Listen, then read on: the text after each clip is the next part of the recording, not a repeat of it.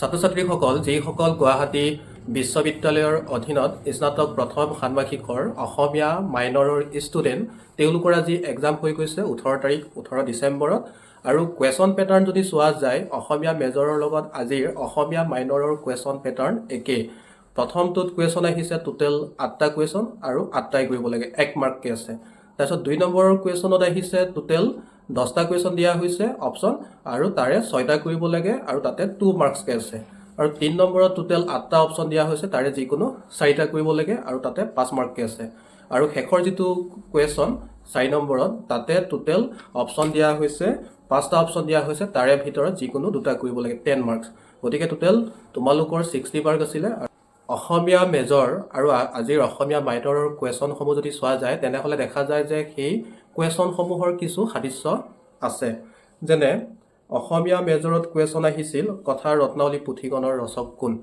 আজিৰ কুৱেশ্যন আহিছে যেনে অসমীয়া গদ্যৰ জনকৰূপে কাক অভিহিত কৰা হয়, সেইটো কুৱেশ্যন আহিছে। সেই কুৱেশ্যনৰ মাজত সাদৃশ্য আছে। ঠিক তেনেকৈ কামৰূপী আৰু গোৱালপৰীয়া লোকগীত বাণীবদ্ধন কৰি তাৰ সংৰক্ষণত বিশেষ অৱদান আগবঢ়োৱা দুগৰাকী সংগীত শিল্পীৰ নাম লিখা, সেইটো কুৱেশ্যন আহিছিলে অসমীয়া মেজৰত। আৰু আজিৰ কুৱেশ্যনত আহিছে অসমীয়া মাইনৰ প্ৰতিভা পাণ্ডে বৰুৱা কোনবিধ অসমীয়া লোকগীতৰ এগৰাকী প্ৰসিদ্ধ শিল্পী, সেইটো কুৱেশ্যনৰ মাজত সাদৃশ্য আছে। ঠিক তেনেকৈ আজিৰ কুৱেশ্যনত আহিছে ৰাম সৰস্বতীৰ ভীমচৰিত কোন শ্ৰেণীৰ কাব্য। আৰু আগৰ যি অসমীয়া মেজৰৰ এক্সাম হৈ গৈছে তাতে কুৱেশ্যন আহিছিল বধকাব্যৰ ৰচক কোন, তেওঁৰ দ্বাৰা ৰচিত অতি সৰল আৰু অতি জনপ্ৰিয় গ্ৰন্থখনৰ নাম কি, সেই কুৱেশ্যনৰ মাজত সাদৃশ্য আছে। বাকী যিখিনি আৰু কুৱেশ্যন আহিছে সেই কুৱেশ্যনসমূহৰো ঠিক এনেকুৱা সাদৃশ্য পৰিলক্ষিত হয়। সকলোৰে প্ৰতি অনুৰোধ, যদিহে আজিৰ এই ভিডিঅ'টিৰ পৰা কিছু হ'লেও উপকৃত হয় তেনেহ'লে তোমালোকে লাইক কৰিবা, ছাবস্ক্ৰাইব কৰিবা আৰু কাষৰ বেল আইকনটো প্ৰেছ কৰি দিবা যাতে আগন্তুক যিখিনি নটিফিকেশ্যন আহে ভিডিঅ' দিয়া হয় সেইখিনি যাতে তোমালোকে সোনকালে লাভ কৰিব পাৰা। আৰু গতিকে আজিৰ এই ভিডিঅ'টি দেৰি নকৰাকৈ আৰম্ভ কৰোঁ হওক। এয়া হৈছে first sem FYGP Assamese 41 minor set A. এয়া হৈছে 2025 আছামিজ মাইনৰ। এয়া আছিল পেপাৰ কোড আৰু এয়া হৈছে পেপাৰখনৰ নাম অসমীয়া ভাষা আৰু সাহিত্যৰ ইতিহাস। এয়া হৈছে মাইনৰ 1। মাইনৰ 2ৰ এক্সাম আহি আছে, তোমালোকৰ এক্সাম সেইটো হ'ব পিছত। এয়া হৈছে ফুল মাৰ্কছ আছিলে 60 মাৰ্কছ, টাইম দিয়া আছিলে 2.5 ঘণ্টা। আৰু ইয়াৰে যি প্ৰথম কুৱেশ্যন আছিল অতি চমুকৈ উত্তৰ দিয়া, ইয়াতে টোটেল 8 মাৰ্কছ আছে 1 নম্বৰকৈ। ইয়াতে প্ৰথম কুৱেশ্যনটো আছিল কোনটো সাহিত্যিক প্ৰাকৃতৰ অপভ্ৰংশৰ পৰা অসমীয়া ভাষাৰ উৎপত্তি হোৱা বুলি বাণীকান্ত কাকতিয়ে মন্তব্য কৰিছিল। ইয়াৰ শুদ্ধ উত্তৰ হৈছে মাগধী প্ৰাকৃতৰ পূৰ্বী অপভ্ৰংশ। মাগধী প্ৰাকৃতৰ পূৰ্বী অপভ্ৰংশৰ পৰা অসমীয়া ভাষাৰ উৎপত্তি হোৱা বুলি ডক্টৰ বাণীকান্ত কাকতিয়ে মন্তব্য কৰিছিল। ইয়াৰ পিছৰ কুৱেশ্যনটো হৈছে কোনগৰাকী পণ্ডিতে প্ৰথমে অসমীয়া সাহিত্যৰ যোগ বিভাজন কৰিছিল। আমি জানো যে অসমীয়া সাহিত্যৰ যোগ বিভাজন বিভিন্ন পণ্ডিতে আগবঢ়াইছে আৰু সেইসকলৰ ভিতৰত আটাইতকৈ পোনপ্ৰথমে অসমীয়া সাহিত্যৰ যোগ বিভাজন কৰিছিল পণ্ডিত হেমচন্দ্ৰ গোস্বামী। তাৰপিছৰ কুৱেশ্যনটো হৈছে গ নম্বৰ অসমীয়া সাহিত্যৰ সমীক্ষাত্মক ইতিবৃত্ত গ্ৰন্থখনৰ ৰচক কোন। ইয়াৰ শুদ্ধ উত্তৰ নিশ্চয় তোমালোক সকলোৱে কৰিব পাৰিছে। ইয়াৰ শুদ্ধ উত্তৰ হৈছে ডক্টৰ সত্যেন্দ্ৰনাথ শৰ্মা। আৰু অসমীয়া সাহিত্যৰ এই কাকতখনৰ কাৰণে কেইখনমান উল্লেখযোগ্য কিতাপৰ প্ৰয়োজন, সেই কিতাপসমূহৰ ভিতৰত যেনে অসমীয়া সাহিত্যৰ দৃষ্টিপাত আৰু সেইখনৰ ৰচক হৈছে হেমন্ত কুমাৰ শৰ্মা। তাৰপিছত অসমীয়া সাহিত্যৰ ৰূপৰেখা, সেইটো হৈছে সেইখনৰ ৰচক হৈছে মহেশ্বৰ নেওগ। ইয়াৰ পিছৰ কুৱেশ্যনটো হৈছে ঘ নম্বৰ প্ৰতিভা পাণ্ডে বৰুৱা কোনবিধ অসমীয়া লোকগীতৰ এগৰাকী প্ৰসিদ্ধ শিল্পী। ইয়াৰ শুদ্ধ উত্তৰ হৈছে গোৱালপৰীয়া লোকগীত। ইয়াৰ পিছৰ কুৱেশ্যনটো হ'ল গ নম্বৰ মাধৱ কন্দলীয়ে ৰামায়ণৰ কেইটা কাণ্ড লিখা বুলি নিজে উল্লেখ কৰিছে। ইয়াৰ শুদ্ধ উত্তৰ তোমালোকে নিশ্চয় কৰিব পাৰিছা।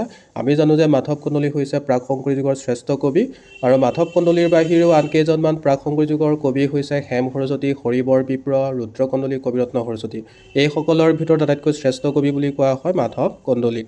এতিয়া মাধৱ কন্দলীয়ে সপ্তকাণ্ড ৰামায়ণ পদবন্ধে নিবন্ধিলোঁ বুলি তেখেতে উল্লেখ কৰিছিল, কিন্তু তেখেতে 7টা কাণ্ডত নিজে লিখা বুলি উল্লেখ কৰিছিল যদিও মাজৰ 5টা কাণ্ডহে পোৱা যায়। ইয়াৰ শুদ্ধ উত্তৰ হ'ব 7টা কাণ্ড। ইয়াৰ পিছৰ কুৱেশ্যনটো হৈছে প্ৰথম চনমৰ কোনে বৰগীতক হলি চং আখ্যা দিছিল। ইয়াৰ শুদ্ধ উত্তৰ তোমালোকে নিশ্চয় কৰিব পাৰিছা। ইয়াৰ শুদ্ধ উত্তৰ হৈছে দেৱেন্দ্ৰনাথ বেজবৰুৱা। দেৱেন্দ্ৰনাথ বেজবৰুৱাই বৰগীতক হলি চং আখ্যা দিছিল। ঠিক তেনেকৈ আন কেইজনমান পণ্ডিতে বৰগীতক বিভিন্ন নামেৰে নামাকৰণ কৰিছিল। সেইসকলৰ ভিতৰত আছে কালিৰাম মেধি, ডক্টৰ বাণীকান্ত কাকতি। কালিৰাম মেধিয়ে বৰগীতক গ্ৰেট চং বা চং চেলিষ্টিয়েল আখ্যা দিছিল। ডক্টৰ বাণীকান্ত কাকতিয়ে নবেল নাম্বাৰ্ছ বুলি তেওঁ উল্লেখ কৰিছিল। ইয়াৰ পিছৰ কুৱেশ্যনটো হৈছে দ্বিতীয় নম্বৰ ৰাম সৰস্বতীৰ ভীমচৰিত কোন শ্ৰেণীৰ কাব্য। ইয়াৰ শুদ্ধ উত্তৰ হৈছে বধকাব্য। আমি জানো বধকাব্যসমূহৰ ৰচক হৈছে ৰাম সৰস্বতী। ইয়াৰ পিছৰ কুৱেশ্যনটো হৈছে বৰ্গীয় নম্বৰ অসমীয়া গদ্যৰ জনকৰূপে কাক অভিহিত কৰা হয়। ইয়াৰ শুদ্ধ উত্তৰ তোমালোকে নিশ্চয় কৰিব পাৰিছা। ইয়াৰ শুদ্ধ উত্তৰ হৈছে ভট্টদেৱ। ভট্টদেৱক আমি বৈকুণ্ঠনাথ ভাগৱত ভট্টাচাৰ্য হিচাপেও জানো, বা তেওঁৰ সম্পূৰ্ণ নাম হৈছে বৈকুণ্ঠনাথ ভাগৱত ভট্টাচাৰ্য। বৈকুণ্ঠনাথ ভাগৱত ভট্টাচাৰ্যই তেওঁ বিভিন্ন গ্ৰন্থ ৰচনা কৰিছিল। সেইবোৰৰ ভিতৰত যেনে কথাগীতা, কথা ভাগৱত, কথা ৰত্নাৱলী, ভক্তিহাৰ, ভক্তি বিবেক, প্ৰসংগমালা, গুৰু বংশাৱলী, এইবোৰ হৈছে তেখেতৰ উল্লেখযোগ্য ৰচনা। ইয়াৰ পিছৰ কুৱেশ্যনটো হৈছে 2 নম্বৰ। ইয়াতে টোটেল 12 মাৰ্কছ আছে, 2 নম্বৰকৈ আছে আৰু যিকোনো 6টা কৰিব লাগে। ইয়াতে 10টা অপশ্যন আছে। ইয়াৰে প্ৰথম কুৱেশ্যনটো হৈছে অসমীয়া লিপিৰ বৈশিষ্ট্য ফুটি উঠা খ্ৰীষ্টীয় 4ৰ্থ-5ম শতিকাৰ 2খন শিলালিপিৰ নাম লিখা।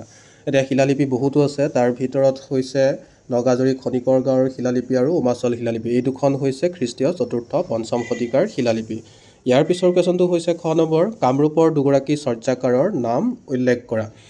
এতিয়া কামৰূপৰ চৰ্যাকাৰসকলৰ ভিতৰত যেনে মীননাথ, মৎস্যন্দনাথ, লুইপাত, সৰপাত, এইসকল হৈছে কামৰূপৰ উল্লেখযোগ্য চৰ্যাকাৰ। তেওঁলোকে চৰ্যা ৰচনা কৰিছিল, চৰ্যাপদ, আৰু ইয়াৰে ভিতৰত তোমালোকে যিকোনো দুজনৰ নাম লিখিলেই হ'ল। ইয়াৰ পিছৰ কুৱেশ্যনটো হৈছে গ নম্বৰ। শ্ৰীকৃষ্ণ কীৰ্তনৰ ৰচক কোন? কাব্যখনৰ বৰ্ণনীয় বিষয় কি?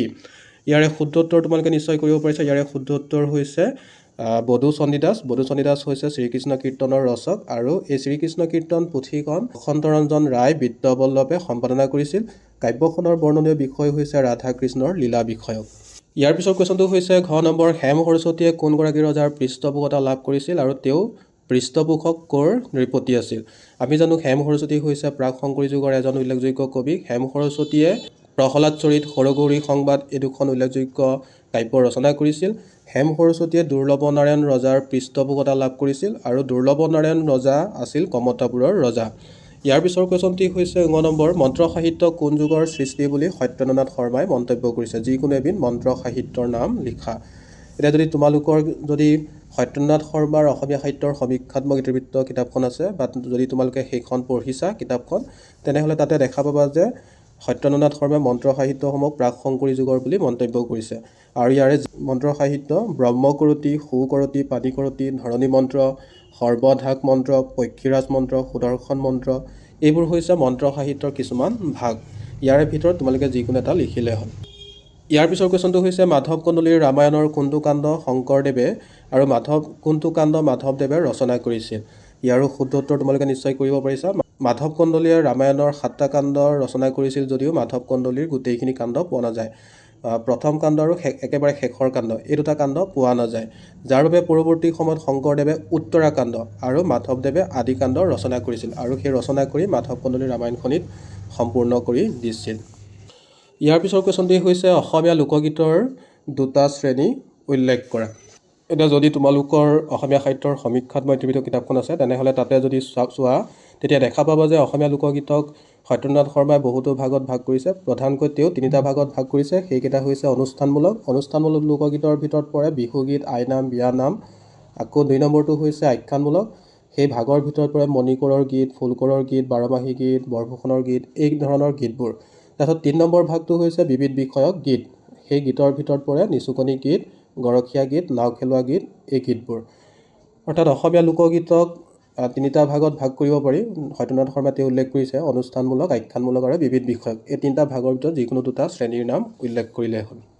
ইয়াৰ পিছৰ কুৱেশ্যনটো হৈছে বৰ্গীয়া নম্বৰ। উষ্ণা উষ্ণা পাবত তহি বছয় চবৰি বালি। চৰ্যা গীতটোত উল্লেখ থকা উষ্ণা আৰু বালি শব্দৰ অৰ্থ লিখা। ইয়াতে উষ্ণা শব্দৰ অৰ্থ হৈছে উচ্চতা, উচ্চতাক ইয়াতে বুজোৱা হৈছে, আৰু বালি শব্দৰ অৰ্থ হৈছে বালিকা বা ছোৱালীক বুজোৱা হৈছে। ইয়াৰ পিছৰ কুৱেশ্যনটো হৈছে জ নম্বৰ। বিষয় অনুযায়ী বৰগীতক যি 6টা ভাগত ভগোৱা হয়, তাৰে যিকোনো 2টা ভাগৰ নাম লিখা। এতিয়া বৰগীতক আমি বিষয় অনুযায়ী 6টা ভাগত ভাগ কৰোঁ। তাৰে ভিতৰত হৈছে লীলা, বিৰহ, বিৰক্তি, পৰমাৰ্থ, চৌৰ আৰু চাতুৰী। ইয়াৰে যিকোনো 2টা ভাগৰ নাম উল্লেখ কৰিলেই হ'ল। নিয় নম্বৰ হৈছে ষষ্ঠী বিদ্যাৰ নৱপুথি কোনখন সংস্কৃত গ্ৰন্থৰ আধাৰত ৰচিত? সংস্কৃত গ্ৰন্থখনৰ ৰচক কোন? আমি জানো ষষ্ঠী বিদ্যাৰ নৱপুথিখন গজেন্দ্ৰ চিন্তামণি নামৰ সংস্কৃত গ্ৰন্থখনৰ আধাৰত ৰচিত হৈছিল, আৰু ইয়াৰ ৰচক হৈছে সুকুমাৰ বৰকাইত। আৰু ষষ্ঠী বিদ্যাৰ নৱপুথিত হাতীৰ লক্ষণ, হাতীৰ ব্যৱস্থাপনা, ৰক্ষণাবেক্ষণ, চিকিৎসা আদিৰ বিষয়ে বৰ্ণনা পোৱা যায়। আৰু এই গ্ৰন্থখন স্বৰ্গদেউ শিৱসিংহৰ পৃষ্ঠপোষকতাত সুকুমাৰ বৰকাইতে ৰচনা কৰিছিল। ইয়াৰ পিছৰ কুৱেশ্যনটো হৈছে 3 নম্বৰ কুৱেশ্যন, শ্বৰ্ট নোট, চমু উত্তৰ দিয়া, যিকোনো 4টা কৰিব লাগে। আৰু ইয়াতে 5 নম্বৰকৈ আছে, টোটেল মাৰ্কছ আছে 20 মাৰ্কছ। ইয়াৰে প্ৰথম কুৱেশ্যনটো হৈছে ক নম্বৰ। অসমীয়া সাহিত্যক কি যুগত বিভাগ কৰিব পাৰি? চমুকৈ আলোচনা কৰা। এতিয়া অসমীয়া সাহিত্যক বিভিন্ন পণ্ডিতে বিভিন্ন যুগত ভাগ কৰিছে। প্ৰধানকৈ অসমীয়া সাহিত্যক আমি তিনিটা যুগত ভাগ কৰিব পাৰোঁ: প্ৰাচীন যুগ, মধ্যযুগ আৰু আধুনিক যুগ। মধ্যযুগক আকৌ আমি তিনিটা যুগত ভাগ কৰিব পাৰোঁ: প্ৰাক শংকৰী যুগ, শংকৰী যুগ আৰু উত্তৰ শংকৰী যুগ বা শংকৰোত্তৰ যুগ। আৰু আধুনিক যুগক আমি চাৰিটা যুগতো ভাগ কৰিব পাৰোঁ বা পাঁচটা যুগতো ভাগ কৰিব পাৰোঁ। যদি চাৰিটা যুগত ভাগ কৰা হয় তেনেহ'লে হ'ব অৰুণোদয় যুগ, জোনাকী যুগ, আৱাসন যুগ আৰু স্বাধীনোত্তৰ বা উত্তৰ স্বাধীনতা কালৰ যুগ। যদি পাঁচটা যুগত ভাগ কৰোঁ তেনেহ'লে আমি প্ৰাক অৰুণোদয় যুগ, এই যুগটো আমি উল্লেখ কৰিব লাগিব। ইয়াৰ পিছৰ কুৱেশ্যনটো হৈছে খ নম্বৰ, অসমীয়া আৰু বাংলা উভয়সতীয়া সাহিত্যৰ চমু পৰিচয় দিয়া। এতিয়া অসমীয়া আৰু বাংলা ভাষাই তেওঁলোকৰ সাহিত্য হিচাপে বা তেওঁলোকৰ প্ৰাচীনতম নিদৰ্শন হিচাপে তেওঁলোকে দাবী কৰে বা উল্লেখ কৰে, আৰু সেই সাহিত্যসমূহ তেওঁলোকৰ উমৈহতীয়া সাহিত্য হিচাপে পৰিচিত। সেই সাহিত্যসমূহৰ ভিতৰত হৈছে চৰ্যাপদ, শ্ৰীকৃষ্ণ কীৰ্তন, সৈন্য পুৰাণ। এই সাহিত্যসমূহৰ বিষয়ে ইয়াতে আমি চমু পৰিচয় দাঙি ধৰিব লাগিব। ইয়াৰ পিছৰ কুৱেশ্যনটো হৈছে গ নম্বৰ, শংকৰদেৱৰ সাহিত্যকৃতি সংক্ষেপে বৰ্ণনা কৰা। আমি জানো সকলোৱে শংকৰদেৱৰ বিষয়ে, আৰু তেখেতে কি কি সাহিত্য ৰচনা কৰিছিল বা তেখেতৰ সাহিত্যৰাজি সম্পৰ্কে ইয়াতে সংক্ষেপে বা চমুকৈ আলোচনা কৰিব লাগিব। শংকৰদেৱৰ কাব্য, ভক্তিতত্ত্ব প্ৰকাশক গ্ৰন্থসমূহ, অনুবাদ কি কৰিছিল, অংকীয়া নাট কি ৰচনা কৰিছিল, তেওঁৰ গীত কি আছিল, নাম প্ৰসংগমূলক ৰচনা কি আছিল, এই সাহিত্যসমূহৰ বিষয়ে ইয়াতে চমুকৈ বৰ্ণনা কৰিব লাগিব 5 নম্বৰৰ কাৰণে। ইয়াৰ পিছৰ কুৱেশ্যনটো হৈছে গোৱালপৰীয়া লোকগীতৰ বিষয়ে এটি চমু টোকা লিখা। এতিয়া গোৱালপৰীয়া লোকগীতৰ কথা আমি সকলোৱে শুনি আহিছোঁ নিশ্চয়। ইয়াৰ এই ক্ষেত্ৰত আমি প্ৰতিমা বৰুৱা পাণ্ডেৰ কথা ক'ব পাৰি। প্ৰতিমা বৰুৱা পাণ্ডে গোৱালপৰীয়া লোকগীতক বিশ্ব দৰবাৰ প্ৰতিষ্ঠা কৰাত তেওঁ সহায় কৰিছিল। এতিয়া গোৱালপৰীয়া লোকগীত কি আছে, সেই গোৱালপৰীয়া লোকগীতসমূহৰ বিষয়ে ইয়াতে চমুকৈ আমি আলোচনা কৰিব লাগিব।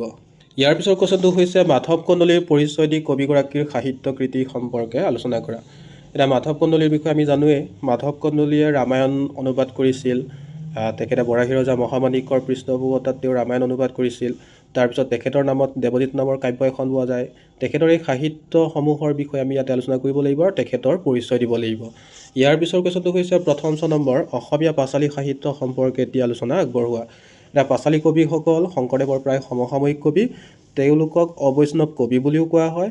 পাঁচালী শব্দৰ অৰ্থ কি, ক'ৰ পৰা আহিছে, বা কি পাঁচালী সাহিত্যক আমি কেইটা ভাগত ভাগ কৰোঁ, পাঁচালী কবিসকল, তেওঁলোকৰ সাহিত্যৰাজি, এই সম্পৰ্কে ইয়াতে আলোচনা কৰিব লাগিব। এতিয়া পাঁচালী সাহিত্যিকসকলৰ ভিতৰত হৈছে পীতাম্বৰ, দুৰ্গাবৰ, মনকৰ, সুকবি নাৰায়ণদেৱ। তেওঁলোকৰ সাহিত্যৰাজি সম্পৰ্কে ইয়াতে আলোচনা কৰিব লাগিব। ইয়াৰ পিছৰ কুৱেশ্যনটো হৈছে দ্বিতীয় 6 নম্বৰ, অৰ্জুনৰ বিখ্যাত যুগৰ কথাখিনি চমুকৈ বৰ্ণনা কৰা। অৰ্জুনৰ বিখ্যাত যুগ এই পাঠটোত যি বিষয়বস্তু, এই বিষয়বস্তু বা কথাখিনি সম্পৰ্কে ইয়াতে চমুকৈ বৰ্ণনা কৰিব লাগিব। ইয়াৰ পিছৰ কুৱেশ্যনটো হৈছে বৰ্গীয়া জ নম্বৰ, হাতীৰ বিভিন্ন লক্ষণৰ কথা হস্তিবিদ্যাৰ নৱপুথিত কেনেদৰে বৰ্ণিত হৈছে উল্লেখ কৰা। এই কুৱেশ্যনটো আৰু যি দ্বিতীয় 6 নম্বৰ অৰ্জুনৰ বিখ্যাত যুগ, এই কুৱেশ্যনৰ লগত যি অসমীয়া মেজৰত কুৱেশ্যন আহিছিল সেই কুৱেশ্যনৰ লগত কিছু সাদৃশ্য আছে। এতিয়া ইয়াতে বৰ্গীয়া জ নম্বৰত হাতীৰ বিভিন্ন যি লক্ষণ আছিলে, সেই লক্ষণসমূহ হস্তিবিদ্যাৰ নৱপুথিত কেনেদৰে বৰ্ণিত হৈছে সেই সম্পৰ্কে ইয়াতে উল্লেখ কৰিব লাগিব। ইয়াৰ পিছৰ কুৱেশ্যনটো হৈছে 4 নম্বৰ, তলৰ যিকোনো দুটা প্ৰশ্নৰ উত্তৰ দিয়া। ইয়াতে 10 নম্বৰকৈ আছে, টোটেল মাৰ্কছ আছে 20 মাৰ্কছ। ইয়াতে প্ৰথম কুৱেশ্যনটো হৈছে ক নম্বৰ, অসমীয়া ভাষাৰ উৎপত্তি সম্পৰ্কীয় মতকেইটা উল্লেখ কৰি অধিক গ্ৰহণযোগ্য বুলি বিবেচিত মতটোৰ বিষয়ে বহলাই আলোচনা কৰা। এতিয়া অসমীয়া ভাষা ক'ৰ পৰা উৎপত্তি হৈছে, ক'ৰ পৰা উদ্ভৱ লাভ কৰিছে, সেই সম্পৰ্কে বিভিন্ন পণ্ডিতে মতামত আগবঢ়াইছে। কিছুমানে কৈছে কামৰূপী প্ৰাকৃতৰ পৰা, মাগধী প্ৰাকৃতৰ পৰা, সেই তেনেকৈ বিভিন্ন পণ্ডিতে বিভিন্ন মত আগবঢ়োৱা দেখা যায়। সেই মতসমূহৰ বিষয়ে তোমালোকে ইয়াতে আলোচনা কৰিব লাগিব, কোনে কি মত আগবঢ়াইছে, আৰু লগতে আলোচনা কৰিব লাগিব ইয়াৰ এই মতসমূহৰ ভিতৰত আটাইতকৈ অধিক গ্ৰহণযোগ্য মতটো কোনটো বিবেচনা কৰা হয়, কোনটো মতক আটাইতকৈ গ্ৰহণযোগ্য বুলি বিবেচনা কৰা হয়, সেই মতৰ বিষয়ে ইয়াতে আলোচনা কৰিব লাগিব। তাৰপিছৰ কুৱেশ্যনটো হৈছে খ নম্বৰ, কামৰূপী লোকগীতৰ চমু পৰিচয় দাঙি ধৰি কানাই পাৰ কৰা সেই শীৰ্ষক লোকগীতটোত কৃষ্ণ আৰু ৰাধাৰ প্ৰেম অনুৰাগৰ চিত্ৰ কেনেদৰে প্ৰকাশ পাইছে উল্লেখ কৰা। ইয়াতে কানাই পাৰ কৰা সেই শীৰ্ষক যি লোকগীতত কৃষ্ণ আৰু ৰাধাৰ প্ৰেম, তেওঁলোকৰ প্ৰেম অনুৰাগ, সেই চিত্ৰ কেনেকৈ ইয়াত প্ৰকাশ পাইছে বা প্ৰতিফলিত হৈছে সেই সম্পৰ্কে ইয়াতে আলোচনা কৰিব লাগিব। ইয়াৰ পিছৰ কুৱেশ্যনটো হৈছে গ নম্বৰ, হিৰণ্যকশিপুৰে পুত্ৰ প্ৰহ্লাদক বিষ্ণু ভক্তিৰ পৰা আঁতৰাই আনিবলৈ কেনেদৰে বৃথা চেষ্টা কৰিছিল হেম সৰস্বতীৰ প্ৰহ্লাদ চৰিত গ্ৰন্থৰ আধাৰত বৰ্ণনা কৰা। এতিয়া হেম সৰস্বতীৰ এখন উল্লেখযোগ্য কাব্য হৈছে প্ৰহ্লাদ চৰিত, আৰু সেই প্ৰহ্লাদ চৰিতত হিৰণ্যকশিপুৰৰ যি পুত্ৰ আছিল, যিজন পুত্ৰ প্ৰহ্লাদ, তেখেতে বিষ্ণু ভক্তি আচৰণ কৰাৰ কাৰণে দেউতাকে বা পিতাকে তেওঁক অত্যাচাৰ চলাইছিল। সেই অত্যাচাৰ সম্পৰ্কে ইয়াতে আমি আলোচনা কৰিব লাগিব। ইয়াৰ পিছৰ কুৱেশ্যনটো হৈছে ঘ নম্বৰ, ঝুমুৰা কি? মাধৱদেৱৰ চোৰ ধৰা ঝুমুৰাৰ কাহিনীভাগ তোমাৰ ভাষাৰে লিখা। ঝুমুৰাক ইয়াতে উল্লেখ কৰিব লাগিব। তাৰপিছত মাধৱদেৱৰ ঝুমুৰাত যি চোৰ ধৰা ঝুমুৰাত কি কাহিনী আছে ইয়াতে আলোচনা কৰিব লাগিব। তাৰপিছৰ কুৱেশ্যনটো হৈছে 9 নম্বৰ, অসমীয়া বুৰঞ্জী সাহিত্যৰ চমু পৰিচয় দাঙি ধৰি অসমৰ অনিতম পাঠটোৰ বা পাঠ্যাংশৰ আধাৰত বুৰঞ্জীৰ গদ্যৰ বৈশিষ্ট্য সম্পৰ্কে এটি নিবন্ধ যুগুত কৰা। এতিয়া ইয়াতে অসমীয়া বুৰঞ্জী সাহিত্যৰ চমু পৰিচয় দাঙি ধৰিব লাগিব। তাৰ লগতে অসমৰ অনিতম পাঠ্যাংশৰ আধাৰত বুৰঞ্জীৰ গদ্যৰ বৈশিষ্ট্যসমূহ ইয়াতে আমি আলোচনা কৰিব লাগিব। এইখিনি আছিল আজিৰ কুৱেশ্যন। যিসকল অসমীয়া মাইনৰৰ এক্সাম দিছিলে তেওঁলোকৰ ইতিমধ্যে অসমীয়া মেজৰৰ এক্সাম হৈ গৈছে, লগতে আজি অসমীয়া মাইনৰৰ পেপাৰ 1 খনৰ এক্সাম হৈ গৈছে আৰু পেপাৰ 2খন আহি আছে, সেইটো এক্সাম হ'ব। ঠিক এনেকুৱা কুৱেশ্যনে আহিব, বৰ বেছি টান কুৱেশ্যন নাহে। আজিৰ কুৱেশ্যনটো যদি চোৱা যায় তেনেহ'লে ইয়াতে দেখা পোৱা গৈছে যে কুৱেশ্যনসমূহ বৰ বেছি টান কুৱেশ্যন নাই অহা। সকলোৱে পাৰিব, যিসকলে ভালকৈ পঢ়িছে তেওঁলোকেতো পাৰিবই, আৰু যিসকলে কমকৈ পঢ়া শুনা কৰিছে তথাপিতো তেওঁলোকে লিখিব পৰাকৈ কুৱেশ্যন কটা হৈছে।